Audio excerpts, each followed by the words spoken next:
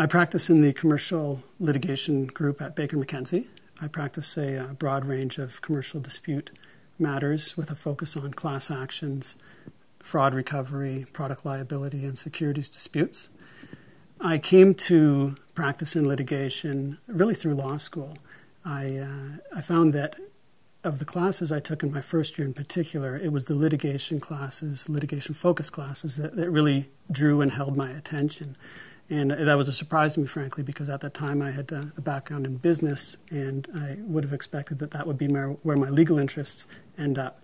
But like I said, I found the litigation and the advocacy-based classes the most interesting and compelling, and that drew me into some mooting experience, which I also enjoyed, found very challenging, very rewarding, and that put me on my path to my career as a litigator. My practice really revolves around effective teamwork on a daily basis.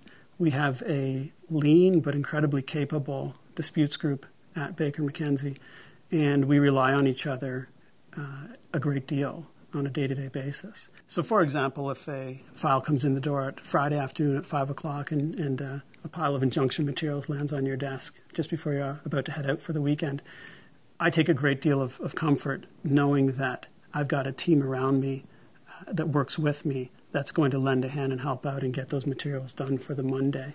And it really helps me in my practice because it allows me to focus and not be distracted with the stress that would otherwise arise if I felt that that support network wasn't in place. My parents always taught me from a young age that when you're presented with a challenge or a task or a project, to do it and take it on in a way that you can be proud of. And that's something I've carried with me, and it's something that I think has served me well over the years, particularly as a litigator. Litigation is such a binary result-oriented practice area. You either win a case or you lose a case, and you're clearly not going to win them all.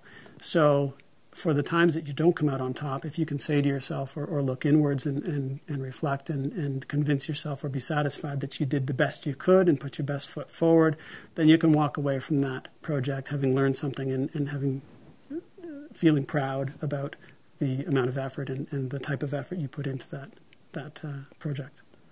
I've been very fortunate in my career to work with some great mentors throughout my practice.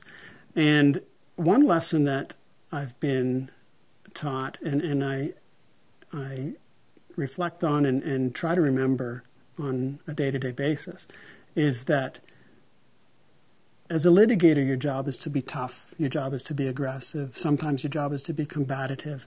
But the lesson that has been passed down to me is that you can do all those things and you can adequately represent your client's interests in that regard, but you can do it in a fair and respectful and professional manner. And really it boils down to civility and the importance of being respectful for the folks on the other side of the courtroom and all those involved in a file. And that's something that served me well.